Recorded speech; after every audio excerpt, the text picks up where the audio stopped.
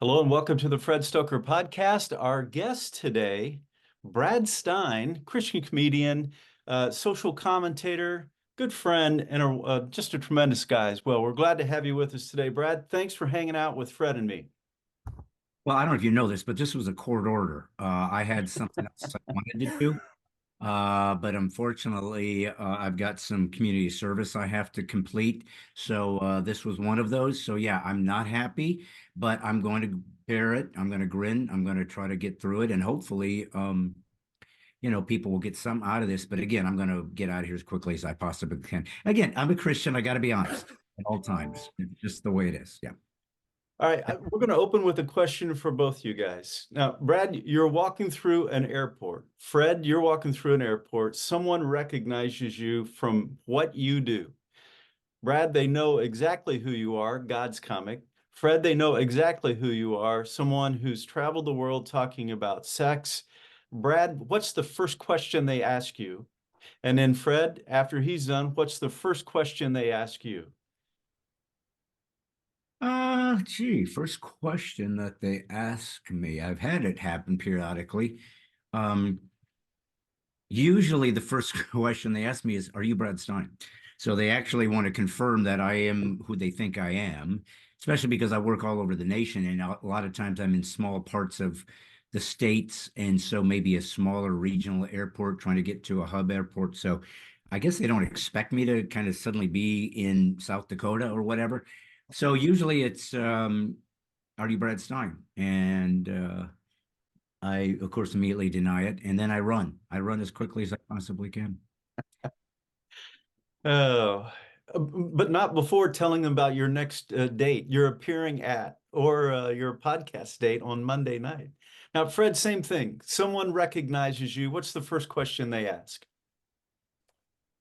They do ask to confirm that it's me, just like Brad. I guess that means I'm just I'm seen a lot, but I'm not like Tom Cruise or somebody like that, right?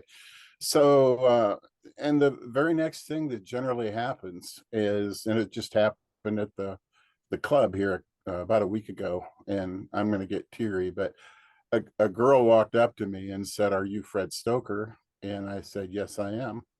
And she said, "Your books have changed my marriage and saved my marriage." And she burst into tears.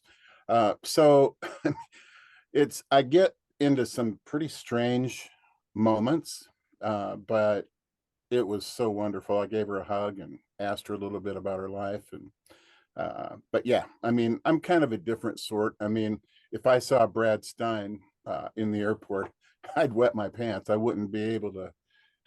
I mean, I I wouldn't think be able to keep from going up and laughing, right? I mean, I think that's more a result of your age than it is about it like, just might be.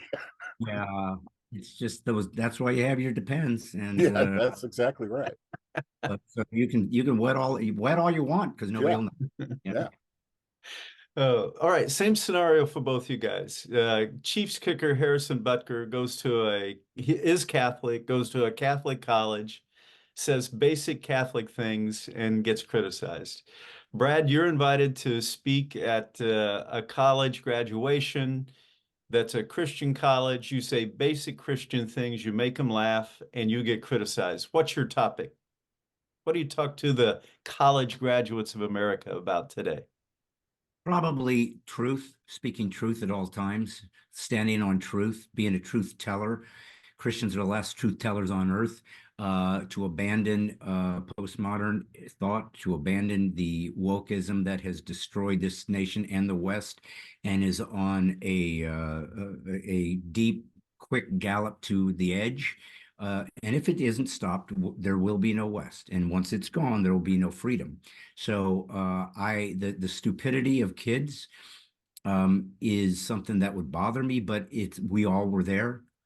When you're 18, when you're 19, you walk away from your parents for the first time. You're hearing other ideas for the first time, which is wonderful.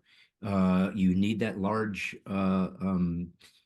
canvas of thought if you want to really be a deep human being, especially as a believer. You should understand all worldviews and how they equate or disassemble from Christianity. So it's very important. But if you haven't armed these kids as Christian parents to ask the hard questions, to be confused, to be, um, um, I don't know, have doubts about your faith, if you haven't encouraged that, then you have done a disservice to them. You've unarmed them, and you've basically sent them to be fodder for the academia that's about to destroy them because they're on a mission. Please keep in mind wokeism. All of this progressivism is a religion. You have to understand that it's their religious faith. That's why they take it so personally. They have, child sacrifice through applauding abortions. They have a different way of what the family unit is, which is there is none. It's destructive of the power of masculinity that is the leadership. They despise masculinity because when men get together, they create things like the United States and constitutions and airplanes and satellites. We're unstoppable. It's why God had to stop the Tower of Babel, because he gave us procreative rights and privileges to be like him, to be creators of and inhabitants of the world he gave us. Of course, he's in control ultimately. But he said, see what y'all can do with what I've given you. So nothing has been more frustrating to me in the American church. And I always call it the American church because that's my territory. That's where I'm responsible. And it is a different church than in Nigeria or in Iran or Iraq or North Korea or Myanmar or India or every place where there's a cost, a real cost for your faith, where they really, if you're a Christian there, you're real, you're legit, because you accept whatever. Um, the lack of depth of intellectual scrutiny and teaching from the pulpit in American churches is why we're dying. And it's allowed this creep of secular zeitgeist to inform many churches as opposed to being led by the Spirit of God in classic theology. And so it's why the church is dying. It's some. Now, God has a remnant, he always does, of those who will fight, warrior pastors who kept their churches wide open during the pandemic. And said, this ain't right, and we're not going to do this. And they grew as a church because people found a truth-telling pastor with courage. And so that's what I would teach them. You have to, don't fear questioning your faith, embrace it because there's an answer. And keep in mind that ultimately the transcendent, which is where faith lives, is not an abandonment of your faith, but in fact an enrichment of it because it has access to another way to think and see that is outside the three-dimensional realm. And it's real. We all believe in it. We all live in it every day. When you imagine things, when you believe there's such a thing as teleology, that there's actually purpose in life, when you believe it, when you live by it, when you can't live a life without believing life has purpose, and yet an atheist believes there is no such thing as ultimate meta narrative and purpose. Hey, you got to abandon that faith. You can't even live by it without stealing from an antithetical belief system. So that should be proof that yours is broken. Anyways, I would want them to understand that there should be warriors that leave Christian colleges that know exactly why they believe what they do and be able to defend that in the marketplace. And that hasn't been done. In fact, the opposite. The compromise has destroyed faith, and you have way too many churchgoers in America. What you don't have are Christians, and that's what's needed. Fred, you have a lead into this because you often get asked by young men and women, how can I get through college by staying pure or just by not getting addicted to any, porn, all of the above? If you were to speak at a Christian college today at a commencement, what would be your theme? Well, the first thing I want to say is I 100% agree with Brad in his statement there. I mean, that was awesome. For me, what I generally focus on is God's definition of love of him and the fact that love equals obedience from the standpoint of Jesus Christ. And so one of the things that I believe very strongly, and I've seen it in my own four kids, is that when you are 100% obedient to the word of God, you are protected. And so what seems to happen is that kids, for instance, they go to church, they're still teenagers, all right, but there's a lot of compromise. Uh, Parents believe that they're going to just pick that up, all the truths through osmosis. And so the parents don't actually ever teach them anything that's behind the actual rules that God has set up for our behavior. I know from the earliest age, my wife and I have been teaching our children, for instance, why sexuality is so precious, but why using it outside of marriage is so destructive. And we didn't just, you know, we didn't just say, no, that's bad, slap your hand. We actually explained to them what goes on behind the scenes, what goes on in their bodies in terms of, the mental addictions, and how when you look at these things under MRIs, there's very little difference between heroin addiction and sexual addiction. And so I actually, even when my oldest son was 11, I was talking to him about how looking at porn is like taking cocaine. So, I mean, we were very adamant about that. But the thing that was even more important to us was teaching them that obedience is the same as love. I mean, when Jesus Christ spoke to his disciples, and he basically said, "Look, if you love me, you will do what I say." And what I've seen over time is that kind of this sort of duality. Okay, the Christian young man who says, "Okay, I'm called to sexual purity. That means there must be a way to do it. I'm going to find that way. I'm going to obey God." That's one position. The other position is this one. God would not have made me sexual and then asked me not to use my sexuality until I got married. So there must be something I'm missing there. There must be a way to get sexual release and enjoyment without ticking God off outside of marriage.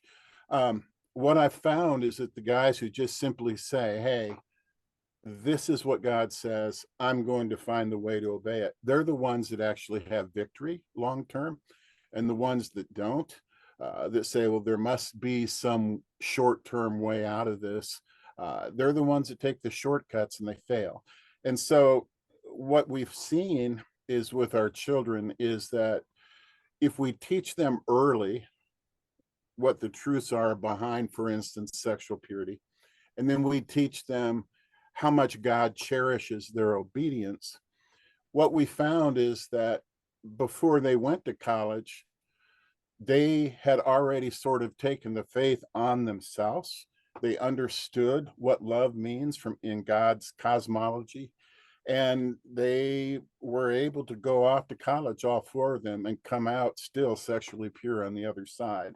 Now, I know I'm talking about a narrow aspect of Christianity. Obviously, uh, sexual purity isn't the only thing, but it is, I think, probably the biggest telling issue when it comes to young men and women going off to college. Okay, how much do you love God? Well, are you willing to follow him in that arena in that kind of chaos? I mean, if you want to find a place that's a real test and that forces you to really look into your heart and examine your faith, that's a pretty good one. All right. So Brad's going to ask you a couple questions, but we do this on this podcast. After he asks you a couple, we're going to turn things around and you get a chance to ask Fred a couple of questions about sex. Hopefully to fuel some of your stand-up or just what is most contemporary, because Fred is that guy that has his finger on the pulse of what's going on inside the church and outside the church in culture today. Um, Fred, how many different countries have you traveled to, Fred? Oh, I suppose I'm just pulling a number out, 8 maybe. Yeah, he's been around the planet. And then, Brad, how many years now you've been doing stand-up, acting, and creating content? Doing stand-up or just in the entertainment business in general? Yeah, in entertainment business in general. Pretty much since I was 18, 19 years old. So many, many, many years. I was a professional sleight of hand magician before I ever got into comedy. So I was doing that in Southern California back in the 80s. And that's what launched me into a comedy magic show that I wanted to do in comedy clubs just to give myself more income. It was a practical. I wasn't trying to be a comedian. I was more magic, but I did it funny. So it was just simple transition. And then when I got into comedy clubs, I was like, man, I like this comedy more than this sleight of hand thing. And I got rid of it and became a full-time comic. And then along the line, I was in acting class in Hollywood and this and that, and ended up in a bunch of faith-based films. So, since around, I mean, again, 79, 80 is kind of when I started getting paid to be a performance artist. So quite a few years. Okay. So Fred, first question from you for Brad is, Well, okay, before the first question, Brad, I just want to tell you that in our home, one of your routines is often used. Okay. And it's an older one, but you remember the one on tape that you did where you're going, he's a fighter, he's a fighter. Yeah, he's a fighter, where you were fishing. Yeah. Yeah, I have a crazy home, but we love that. And so we still talk about that. And my kids they think you're pretty funny. Anyway, Brad, what would you say would be the driving force behind your desire to be a comedy guy? I mean, is it to spread the word? Is it to do what you said earlier? Where you want to go to a campus and tell them how to defend their truth. When you go from place to place, I mean, what do you pray for before you step up onto stage? Well, first off, I would do a little caveat on the word. I do not want them to defend their truth. I want them to defend the truth. Well, I get it. Yeah. I don't believe in subjectivism or certainly relativism. But I would say that uh, I started out wanting just to be a comic. When I began to do that, I just wanted to do that because it was fun, and it was a artistic endeavor that was challenging. It's hard. Stand-up comedy is a very, very difficult art form, and honestly, maybe the one that is most feared by artists in general. You talk to a musician, an actor, to a man, I've heard it a million times. Stand-up comedy, I can't even. We're talking about, people that are very famous musicians or whatever, and you're going, man, this. But there's something about a mind, a mouth, and a mic, and nothing else, nowhere to hide. That people just are flabbergasted. Well, it's not for everybody. It's because the biggest thing about comedy, other than you need to be funny, but in other words, you got to have the goods. But that's not even the hardest part, because there's lots of funny people on this earth. The hardest part is, now, can you take this and stand in front of a bunch of strangers and connect to them in a way that they want to listen to you and laugh with you?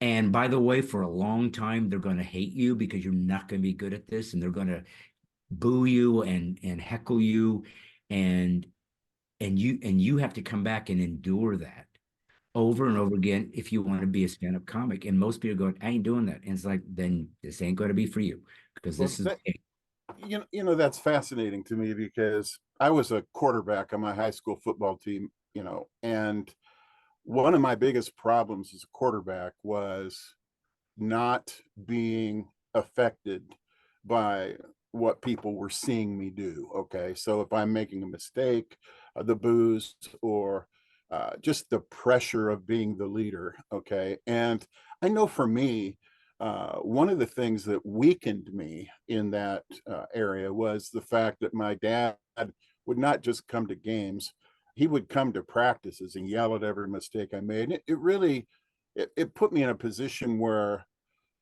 there was a lot of tense anxiety. Okay. And so that always made it hard for me to like get in front of people and perform. tell me, what was your life like growing up? And do you somehow draw on the anxiety and turn it in your favor? Or did you have a strong home where you can stand in the face of mocking and be fine? Well, I came from a divorce, so that was very, very devastating in my life. So there is a lot of pain. A lot of people do think that maybe a lot of comics come out of a pain place, and a lot of times that is the story. It's not always the story, but a lot of times it is. Listen, everybody lives in a world that has challenges and has pain and has difficulty. Everybody has to endure that. What you find out then is what tool are you going to choose to use to try to navigate challenges in your life and difficulties, and perhaps people not liking you, not want to be in your life, ridiculing you, condemning you, whatever. What tool are you going to, because it's coming. So what are you going to do with it? How are you going to deal with it? And when you're a teenager and you're in school, and all you have is your peers, and that's the single most important world that you inhabit, you think it's all revolves around this. And what these people think of me really matters, when obviously you know later on that it doesn't. They're Right. irrelevant. Right. But it's a little class system that's created for a hierarchy to make certain people feel better about themselves. Most of the time, not always, but very often, people who are very popular in high school go on to be pretty mediocre in the rest of their life because they peaked in high school. They found matter of fact, they're the ones that can't wait to get back to the class reunion. It's the only place where they felt like they were more important than everybody else. But those of us who were short, like me, I played baseball. I still started on my team. I wasn't bad, but 5'6", wasn't the quarterback. We didn't get the girls, whatever. So my thing was, I'll show you. Oh yeah? Oh, I ain't good enough. Oh, I'm not tall. Oh, you want to choose me? All right, get a load of this. Well, I don't know who taught me that. I don't think anybody does. I think there is a certain personality equation that's embedded in you. Obviously, people are different. If you've had kids, you try to raise them the same, but they're different and they need different stimulus and so forth. So they're not the same. And there is an element of your personality that seems to be embedded in your DNA that you had nothing to do with. I don't know why I guess an A personality or whatever. I think that's what they call it. Whereas um, whatever I'm interested in, I'm in 100%. I mean, if I'm interested in magic, like when I was, you should see my library of books. I'm an autodidact, by the way, so that's how I went about basically learning everything about that I know about theology, philosophy, whatever is self-taught. That's just how my brain works. But my my motivation was, you know, I'm going to show you guys. I use that difficulty as a motivation to say it's going to drive me. Some people are destroyed by it. Some people go to addictive behaviors. That's why they end up in the drug culture. They end up in sexual culture. I mean, deviance or alcohol, whatever. They're trying to cope. Everybody's trying to cope. Everybody's seeking peace. And so that was kind of the direction that uh, I went. And again, my dad had a little band when I was growing up, just a trio, but he is Frank Sinatra stuff and those kind. It wasn't like, but it was in the '60s, and he did community theater. I had a cousin that was also on television in the early '60s. I mean, and I have an uncle that was in the carnival and his family. So I did have in the work of my family, kind of the entertainment business was kind Yeah. of there, even though none of them were Right. famous with it or whatever, but it wasn't unheard of or unusual. And I enjoyed making my dad laugh. He was a funny guy and would joke around. So I think that was a connection that I tried to have. The devastation of the divorce and that breaking of my family and this sort of deep um, deep desire and need for my dad's approval, which is very typical of a man, boy. Yes. His dad's approval does affect you moving forward in your life. And so there was a dysfunction there, I guess, to a certain degree. because it becomes obsessive and it becomes becomes a little bit erroneous because your father is a fallen, broken guy too, and you maybe idolize them or whatnot, and they don't deserve that, and they don't really can't really even live up to that. So I guess I'm just kind of giving you a backstory of my family of origin, which is so much a template for what you become Yes. as a person. Uh, that it caused me to do that. I mean, I guess coming full circle back to your original question, to me, if I'm on stage and trying to learn this thing and people don't like it, it wasn't like, oh, I give up. It was like, what do you see me tomorrow? It was like, you're not gonna beat me. Oh, I'm gonna beat every one of you. I mean, that was inherent. I don't know why. And honestly, I already, it's a double-edged sword because as much as obsessive compulsive, ADHD, all these probably clinical, technical definitions of what I've experienced in my mental wiring that is a disorder, obsessive compulsive and ADHD and so forth and so on, is a mental disorder. It also means you can be really successful because you get into some full bore and I ain't stop until I win. Yes. Problem with that is you can't turn that off. So if you get into bad behavior, you start drinking, you don't just drink one drink. You can't stop. If you get into sexual thing, it becomes a compulsion. Everything is all in. There's no moderation. So that's the challenge I have in this kind of personality. And because I didn't grow up in a world where they gave you drugs to moderate yourself, you kind of had to learn how to do it yourself. You didn't even know something was wrong with you. You just thought something, I mean, you knew something was wrong with you. You didn't know that there was a biological, biochemical component that you had no awareness of that wasn't your fault. Right. So you kind of condemn yourself over something that you had nothing any more than being born, with Asperger's or whatever. You can't help it. I can't Yeah. got this thing and I got no arm and I'm blind. It came with your creation in a sin-filled world. So I guess the final, I'm shocked I'm remembering the questions you asked. The final question is, you said, what is the purpose of, well, it started out trying to see if I could just do comedy because that's hard. And because I was a Christian, I was in comedy clubs. I wanted to do it where the hardest place of comedy, it's the major leagues. Right. When you're at the improv in the funny bone, that's the majors. And so if you can't do it there, I don't care. You can be the great Christian church comic, but if you can't do it, as far as I'm concerned, if you can't do it in the comedy club, you're not funny. That that ain't funny. Go do it in Yeah. front of people that aren't going to screw around if you suck, and Yeah. then you're funny. So that's the way I looked at it, and so it's that. So to me, as I started working in churches in the mid 90s, simply because I found an agency in California that was booking clean comics, and they're like, I'm going, well, hey, I'm clean. It was all practical. It was all practical decision. Another place to make some money. I know Christians. I'm a Christian. This will be easy. I don't have to clean up my act. I'm already clean. And I started just talking about different parts of my faith as I was on stage, and something was happening because I was making this commentary about spiritual things. And I'd see people stop and just sort of focus in, and there was no laughter. And something about me said, this, the only way I can describe it is the way I define it is at that moment, I would think to myself, this is who I am. Hmm.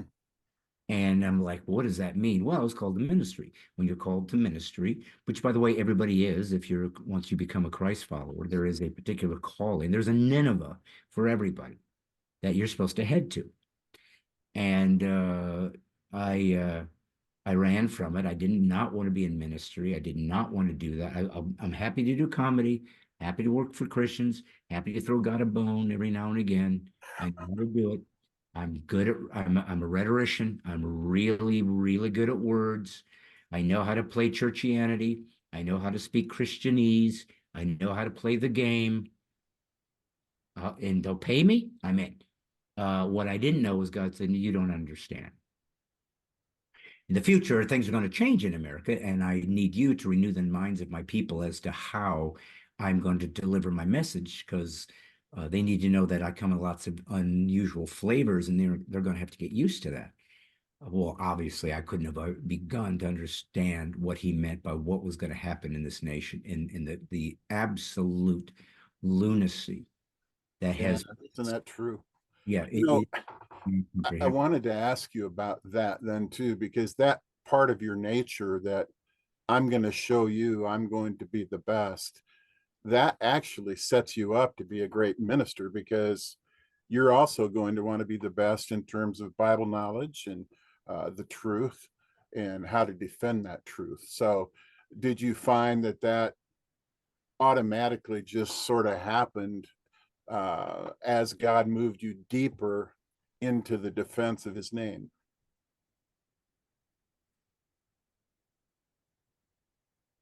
Well, like I said, I'm an autodidact, so I was interested in philosophy. I was interested in theology. I was interested in Western culture and reading these things and trying to understand these things. So they interested me. So yeah, I read the crap out of it. I mean, I got books and books and books because it interested me. Most people aren't interested in philosophy. I was.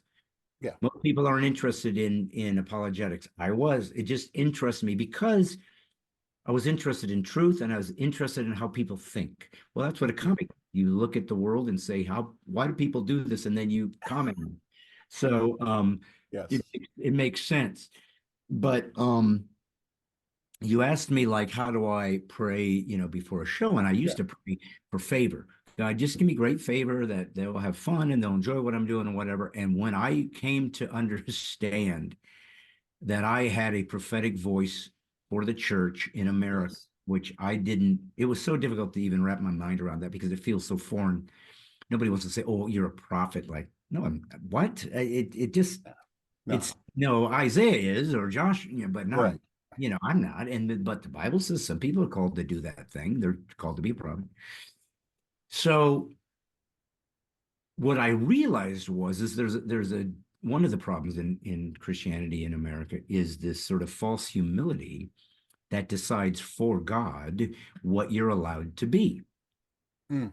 So if God says, I've called you to be a prophetic voice to the church, and I said, yeah, I'm not really that guy. He said, I'm sorry, were you telling me what I have told you you are? I just want to make Yeah. sure I understand what the pot is calling the maker. What was it again that you said you're not? Because I just told you you're this. And so suddenly you realize you have to embrace that calling. It's sacred. And by the way, you can't get away from it. You'll wake up in the beach in whale vomit enough times you go, yeah, I got to head to Nineveh because you Yeah. can't escape it. It's forged that this is your calling in life and you can do whatever you want, but until you're doing that, you're going to be miserable. So I just started praying. I don't remember when it was, but a number of years ago. My prayer now is I receive your prophet's anointing as I speak because I don't know what I'm going to say. And I don't. I don't know if you guys have watched um, my daily Brads, but they're just like a little devotional I do as I walk every morning. I only started it a few months ago, but people really seem to like it. But it's completely off the cuff. I don't have a note. I don't think I'm going to have a sermon. I mean, I might try to think of something I think is interesting or something perks my interest. Like I'm going to talk about this and expound on it, but it always ends up somewhere I literally don't know what I'm about to say. Well, that's a prophetic anointing.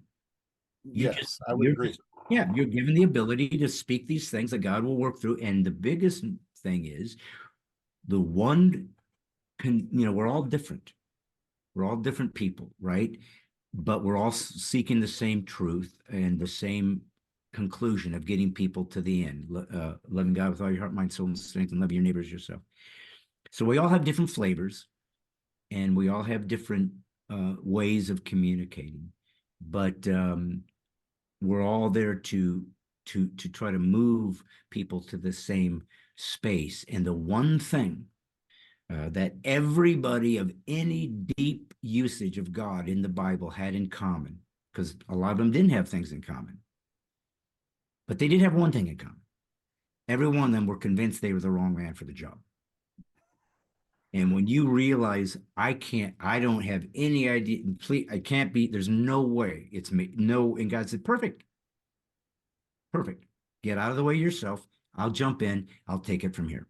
Yeah. That's what he's looking for. That's what it means to be obedient and to be sacrificed, to be crucified, so that God can work through this corpse and enliven it with his spirit, because you got out of the way of yourself.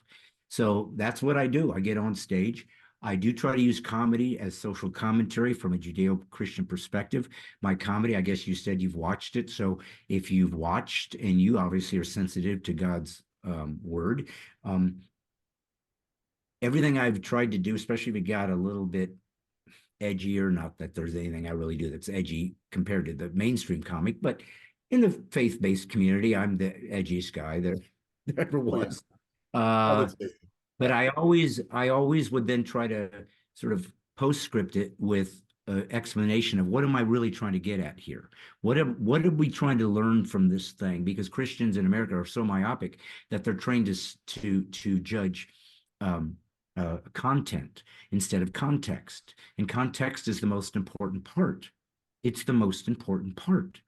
And because there's a depth and a subtlety and a nuance to faith that Christians oftentimes they don't even want to embrace, because it takes too much work and it goes against some of the things you're comfortable with. And if you're comfortable, I promise you, you ain't Christian. Christianity is very uncomfortable. And Oh, when no. you're comfortable, it means one thing: you're not moving. Okay, guys, I'm jumping in here now. Brad, one, My Daily Brad is on your YouTube channel. Please go there. Just My and yeah, Facebook.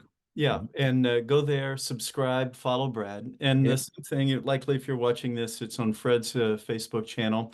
Go there, subscribe.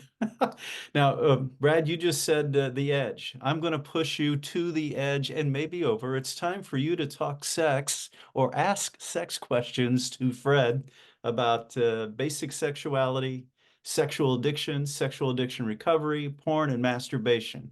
All right, Brad, go to the edge. What questions do you have for Fred? Um, hmm. I mean, I've had my own journey in that world, so and I've had a lot of amazing revelation and growth, as any man would over the many years of life. Um, hmm, what would be a question that I would ask about that? I maybe well, uh, I think why don't I try to be practical for people watching this? What would be the what would be the best way to approach your son as a father and basically try to bring into the topic, hey, buddy, so how are you doing with pornography? Are you addicted to it? And I would be shocked, honestly. I've been around a while. I would be shocked if every man that's ever existed had a pornography problem. Every one. Now, to what degree? That's different. But to act like there's anybody that has, come on, I'm a man. I want to see naked women. I'm into it. I want to have sex often. I've been married 32 years. I've never cheated on my wife, and probably haven't spent a day not wishing to have sex with somebody else. That's what it means to be a man. That doesn't make me less believe Christian, because desiring another woman is no more a sin than being homosexual is a sin. They're not. They're temptations. So if I'm tempted to have sex with a woman and I navigate that in a disciplined, sacred way, I've done a beautiful thing. And so I guess my question would be, how do you go to your son who's probably a thinking that nobody knows what I'm doing? Nobody Yeah, knows I have this. He thinks that no, that I'm the only one because all the other men don't have this issue. And it's like if you ever get into a men's group and say, "Yeah, I have this problem with with porn. I'm so ashamed." And every dude's like, "That's all you got? I'll see your porn and I'll raise you 3 prostitutes." right.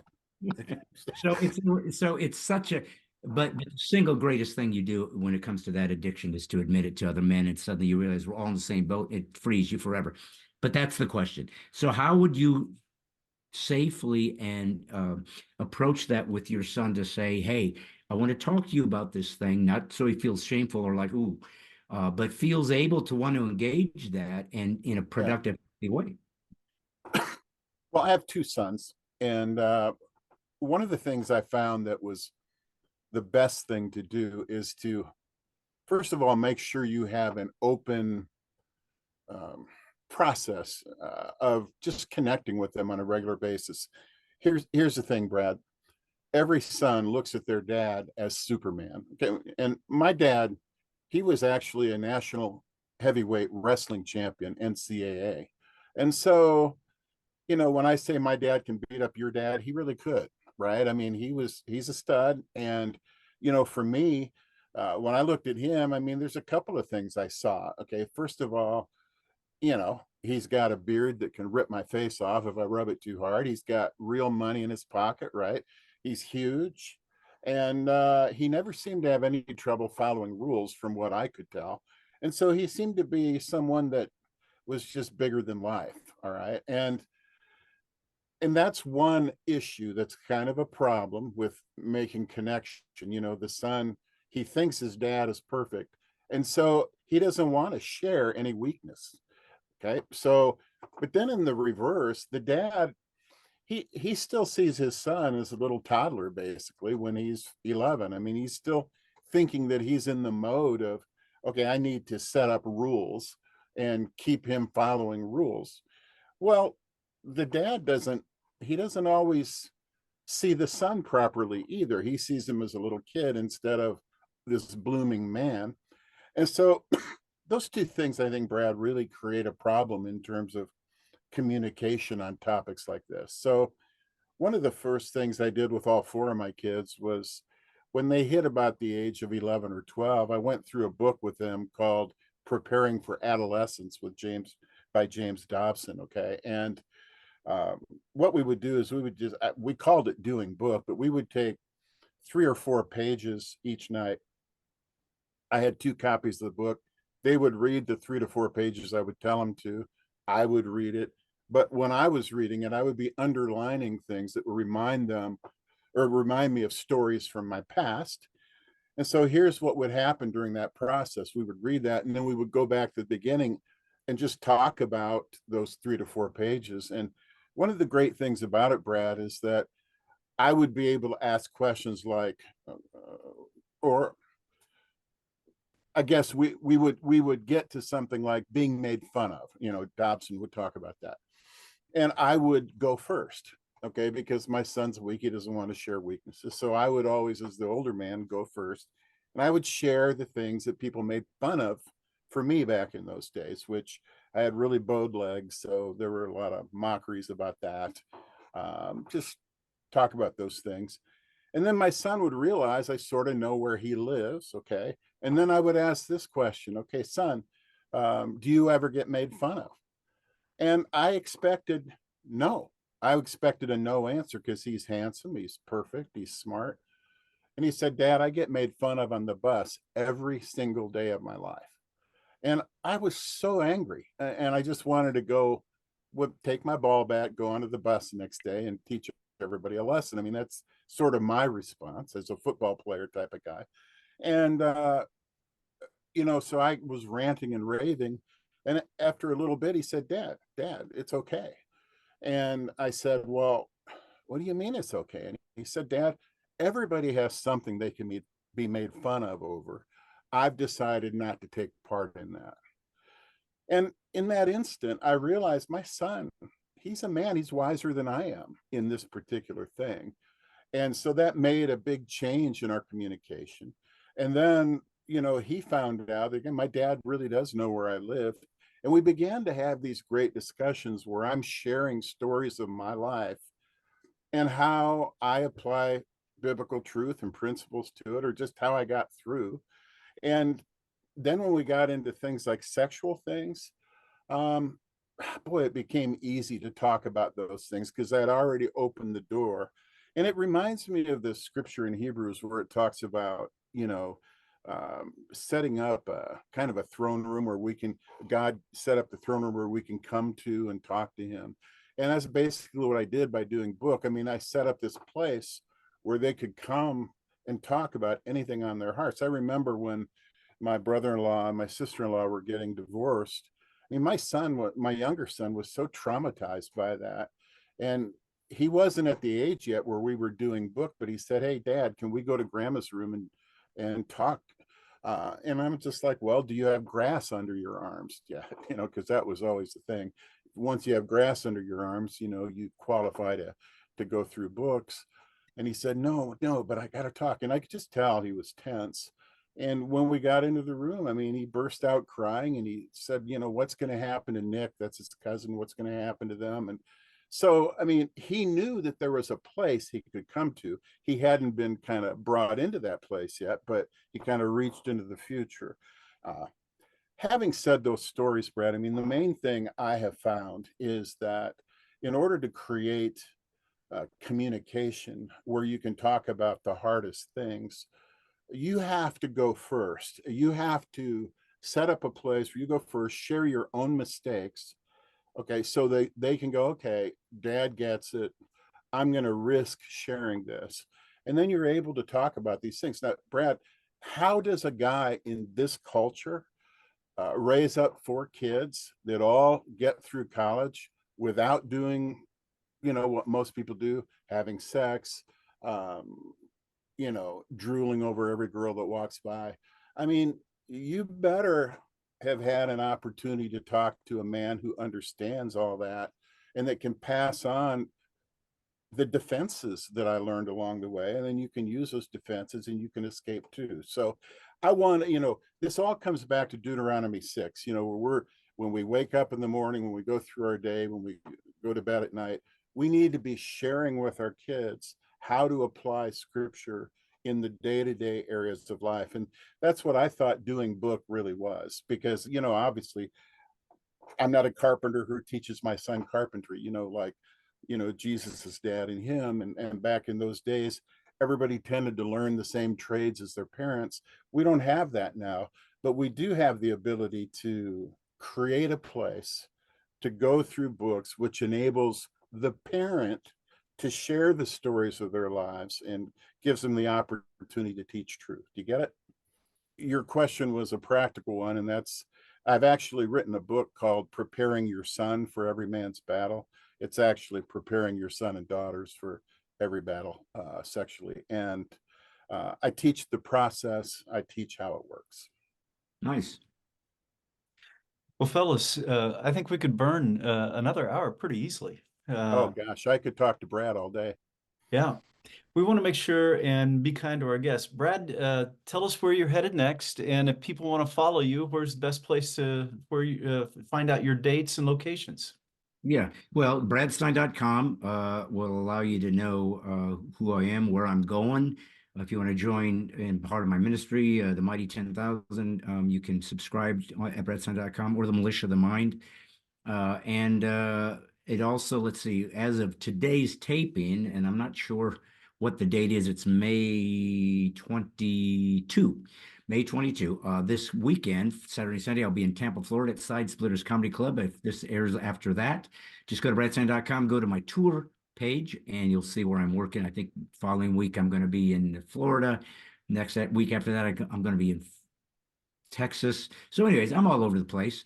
Or if you're a church or ministry that's interested in bringing me in, my whole thing is standing up for truth and unapologetically a faith believer. We're going to laugh, but I really am about you becoming a disciple. So if you're a weak church or you're concerned about people being offended by truth, do not bring me in. I'm not interested in you. But if you want to change the world and believe that God may show us mercy and give us a third great awakening, I'd love to assist you in that. So bring me on in, and you can also get me through that. You can contact me there through bradstine.com. Well, and Brad Has Issues. My podcast is every Monday night on Facebook and YouTube. Please subscribe and follow.